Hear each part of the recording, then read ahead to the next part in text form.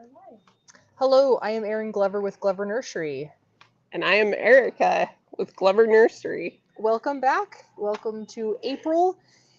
We are standing in our rose greenhouse. We just got quite a few roses in today. So um, if you're looking for a specific rose, go ahead and give us a call, see if we happen to get it today.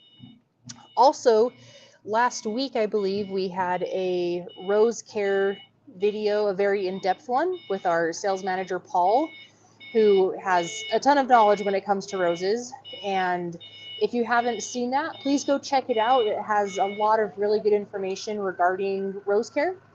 And with that, given that it's spring and we're jumping into plants arriving, as you heard that beeping right behind us, Eric is going to talk real quick about a little bit of rose care that Paul might have missed that deals with frost.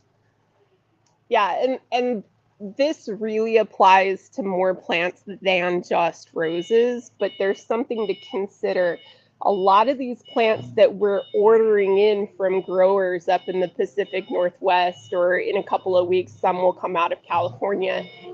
The climate is different up there and it gets warmer faster than it does here. And hopefully, we are done with the snow. It's been an awfully late winter.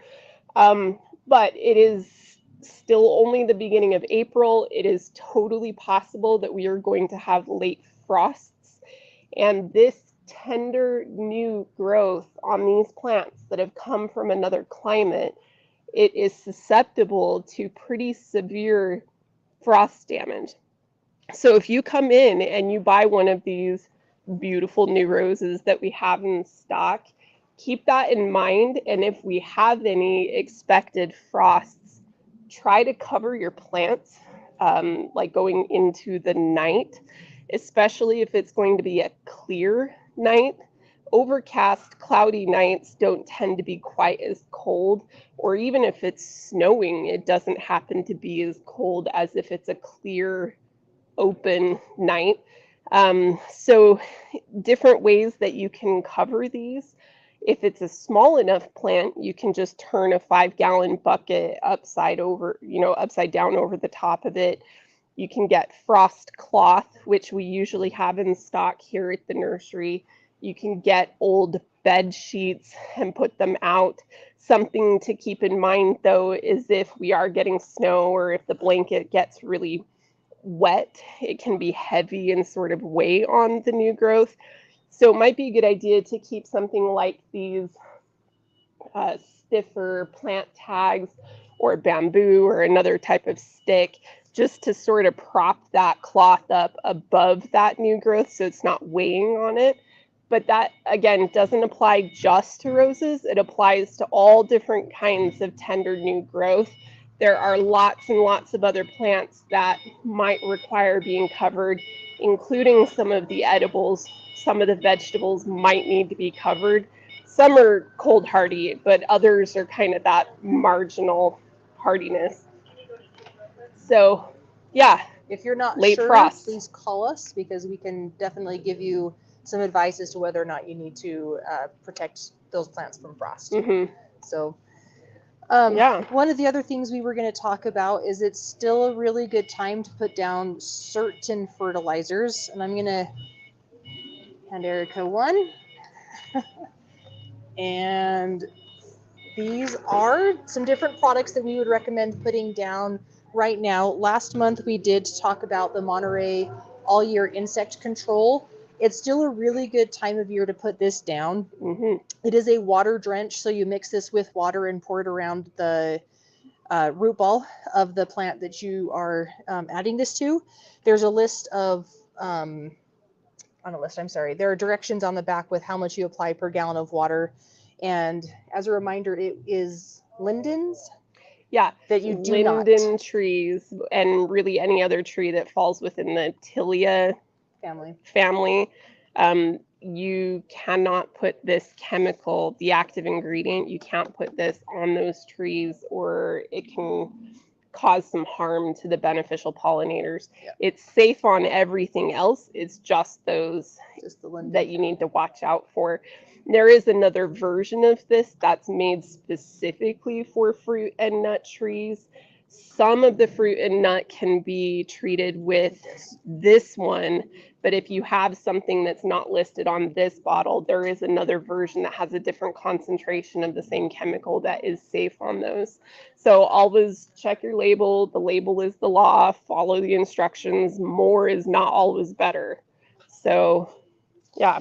So the Monterey you can still apply. This is chelated iron, which Utah soil is very famous for not having enough iron in it. We have a lot of plants that get iron chlorosis. Erica, what's the number one tree that we get questions about with it dying? Which maple?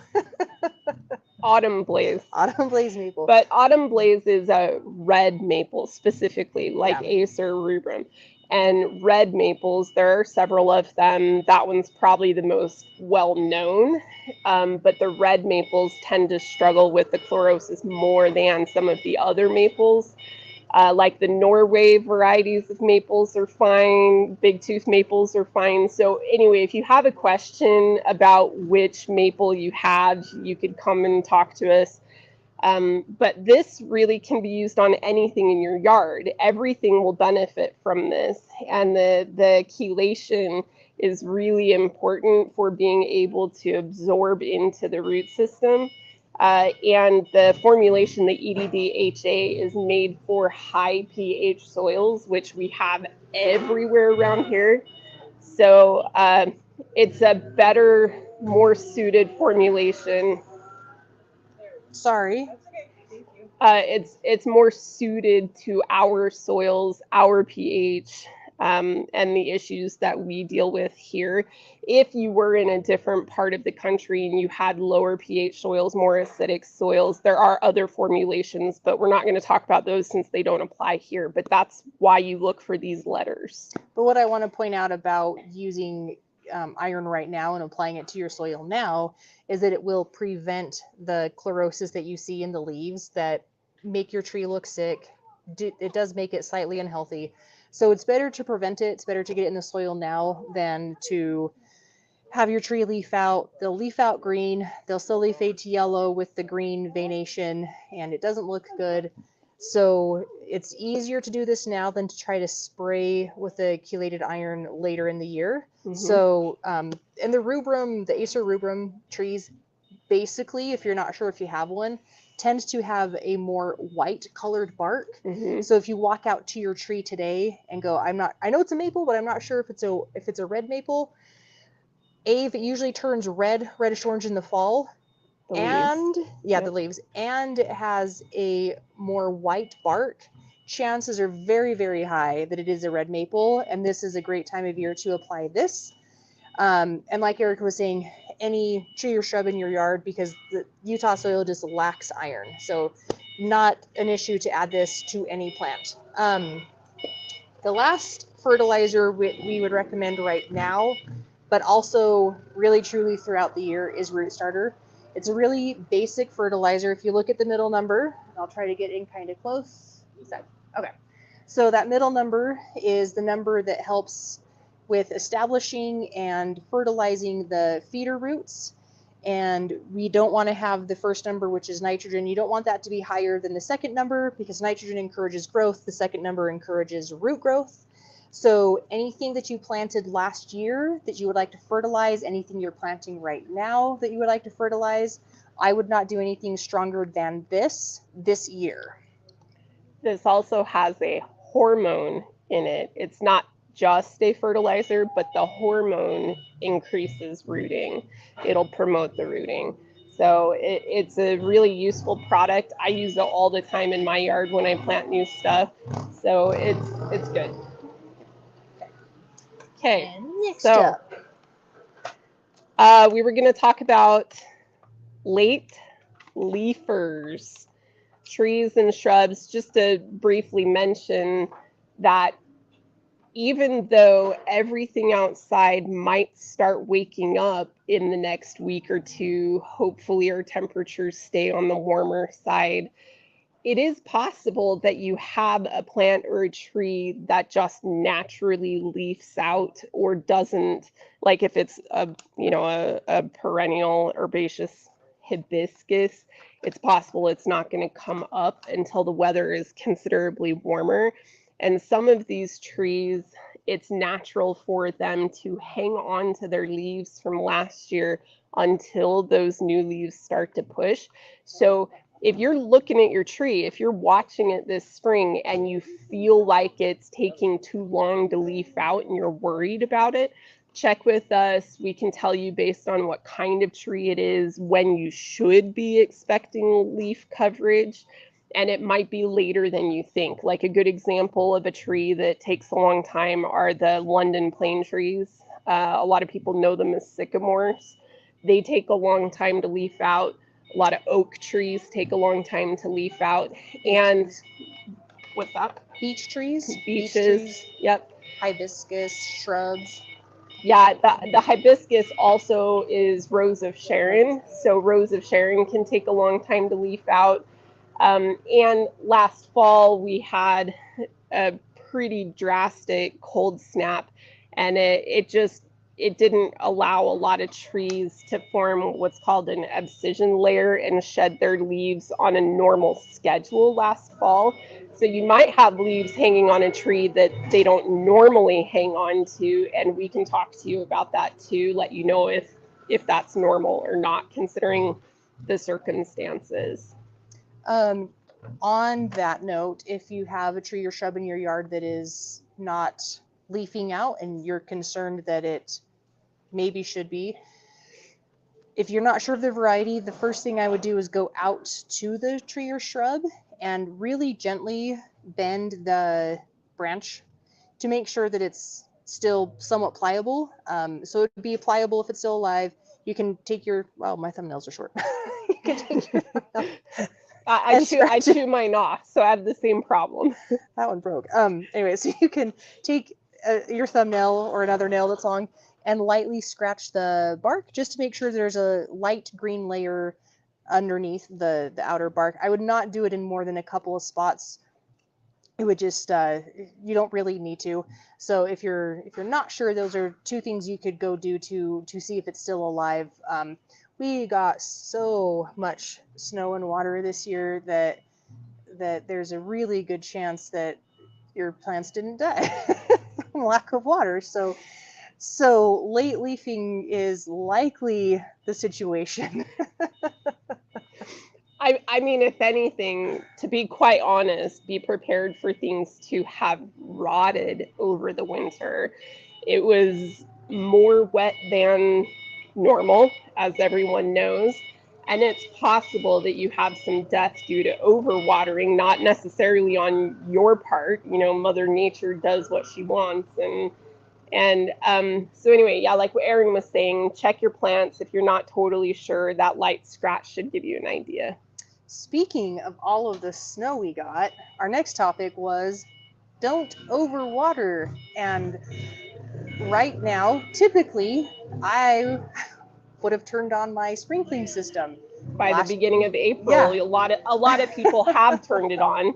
Doesn't necessarily mean they're watering that frequently, but they've turned it on, and it's so early this year. Yeah, so right now, we don't necessarily recommend watering your plants at all. I would check them in about a week.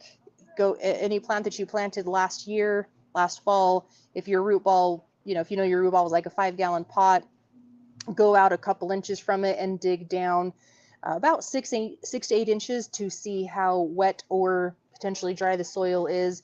If it's just soaking wet, don't water. Too much water will harm a plant. So it's just like drowning.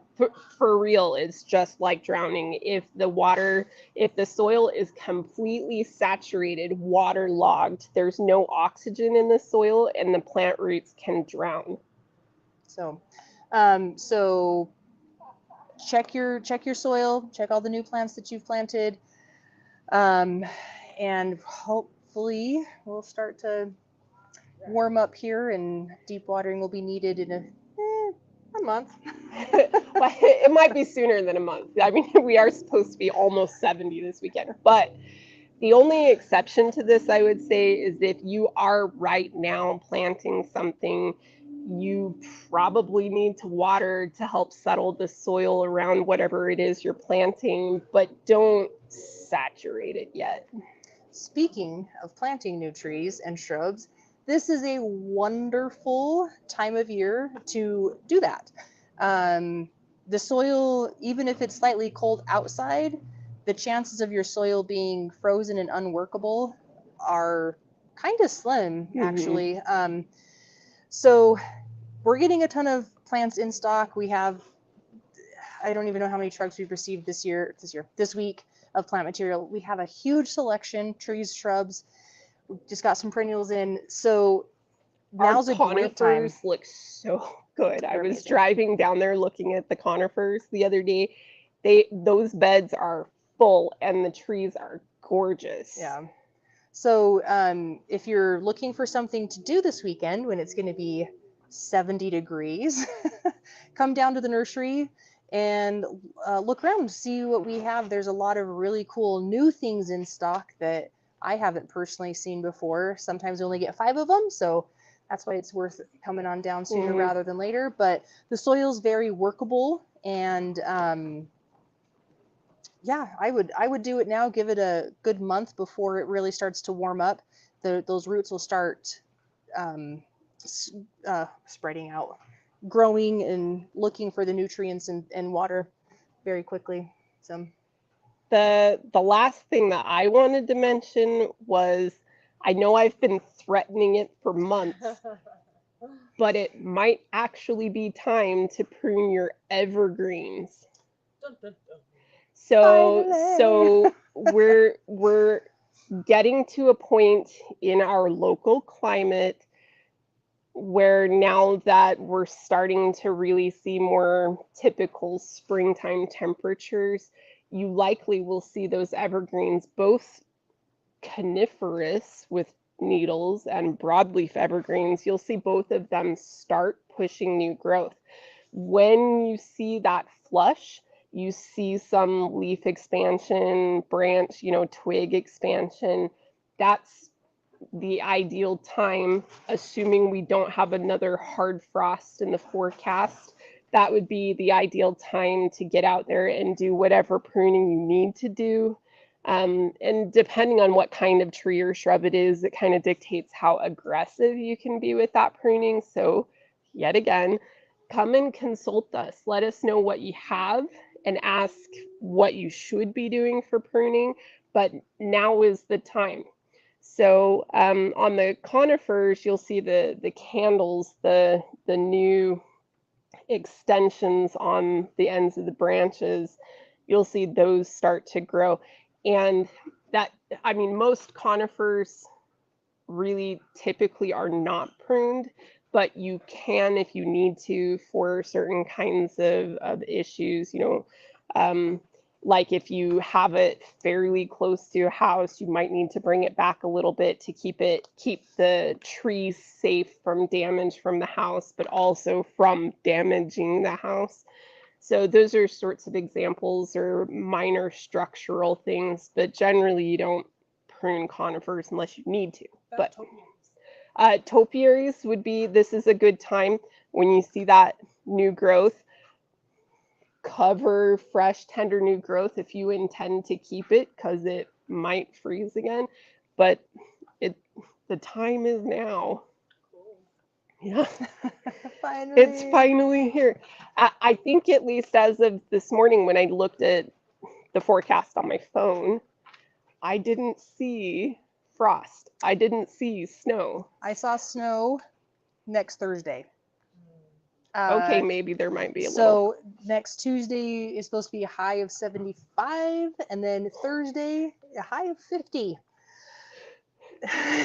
So, oh wait, this is live and recorded. Is it? It's Okay. Live, but also will be recorded. So don't pay attention to the weather because Yeah, guys well, watch, it might be over. Yeah. Sorry about No, that. it's all good. It's all good. Hey, Uh, we did have a question just come up yeah. right now. Is it okay to prune my butterfly bush right now? It's around 5 feet tall and wide. So yes, any They can't hear me because I don't have a yeah. microphone. So the question was, is now a good time to prune butterfly bush? This person's particular shrub is about 5 feet tall and wide, I believe you said. Mhm. So yes, now is a great time. In Murray, she said. Pardon me? In Murray. In Murray. Okay.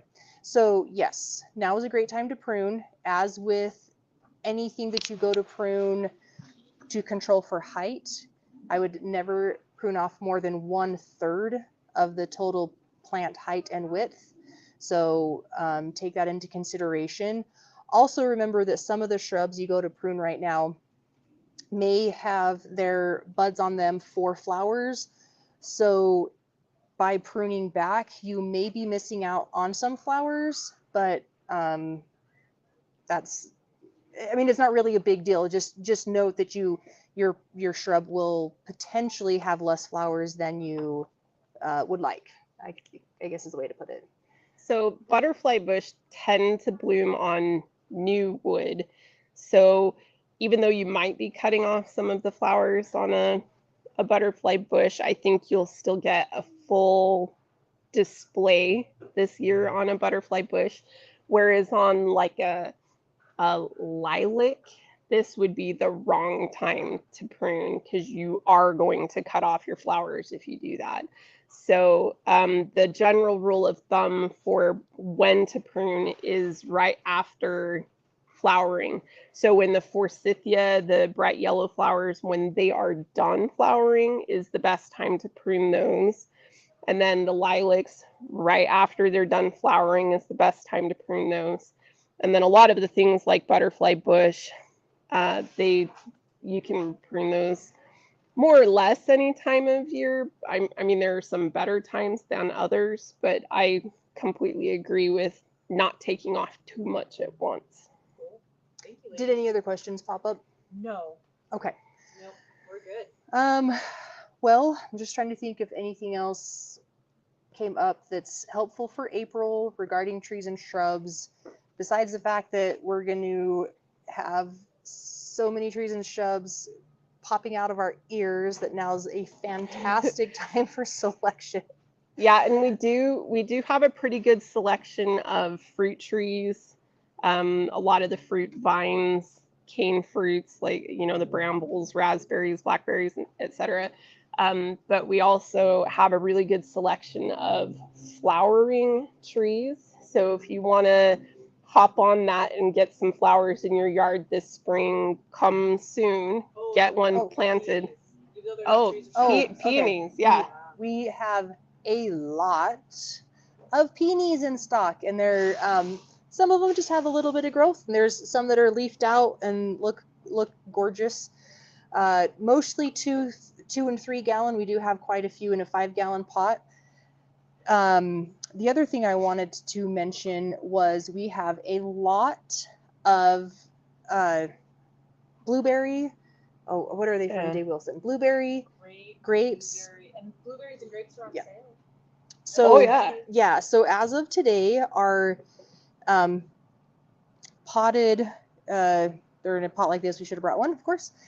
Blueberries are buy 2 get one free, and then the grapes are buy 3 get one free. And we have a lot, I think 150 something grapes, Concord grapes. We have 154 Concord grapes, and then we have other varieties. So if you're looking to get started on some small fruits, yeah, come on down. Great selection. The roses, I'm just gonna do a little. Is there anything else, ladies, that you wanted to touch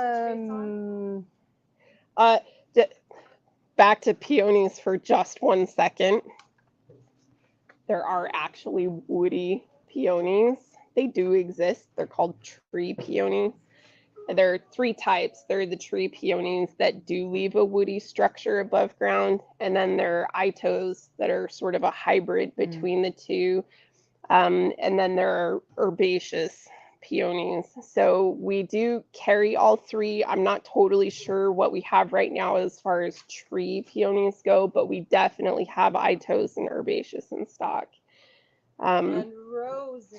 And roses. roses. When you're done, I'm going to do a little scan of the roses just so people can see the pretty colors that we have. So this is just the first shipment of roses. We are expecting quite a few more roses, and this house is not even close to full yet. We are going to be packing this house, and when Regan does her pan, you'll see these towers of roses that are just outside the houses that we are still unloading and bringing in. But they are gorgeous. They look really nice. If you can repeat this one thing, people always ask us when is the best time to plant, and we always say now, not necessarily because it's the best time to plant, but you will find what you want now. So Regan's comment was we get asked when the best time to plant is, and we suggest now because of selection. Yeah. You know, as we get towards the fall, which is the other great time to plant, the selection is just not as amazing as it is right now. So if there's a particular plant you're looking for, and I would dare say if there's a particular rose you're looking for, now would be the best time to come down. Like we have 5 John F. Kennedy roses. We may not get more. Yeah, and that might really be all we get for John F. Kennedy. When it comes to David Austin roses, I do know that our buyer said that we're getting in a couple of the varieties only 2 or 3 of them in. So yeah. Yeah, and the towers that Regan is looking at right now are only one side. We have the other side that's still waiting to be emptied as well. When you come, Peace Rose, my favorite. Yeah, Peace is a really popular one. When you come and shop with the roses specifically, we try to have them organized by type of rose. Like Floribundas tend to be together, hybrid teas tend to be together. So if you know what type of rose you're in the market for, we can help you find that section, and then you could look through the color tags that should be on all of these roses. We got some Queen Elizabeth in, which Queen I Elizabeth think is exciting. Beautiful. And something that Erica taught me today, while I enjoy looking at roses, I personally don't do cut roses, but Erica was kind enough to tell me that she has a Midas touch and a gold. What was the other one you told me? Midas touch. And so for my yellow roses, I have Midas touch and Hotel California. I have this Midas touch in my yard, and then Hotel California is a little bit darker, a little richer of a yellow. So I have those two, but I also have a David Austin that's called Queen of Sweden, and I fell in love with that one last year and had to take one home. Yeah, I've had a lot of people ask about that. The other rose that I, find really interesting is the Mr. Lincoln rose, which is just up there. It has almost a velvety texture to it, which is just really interesting.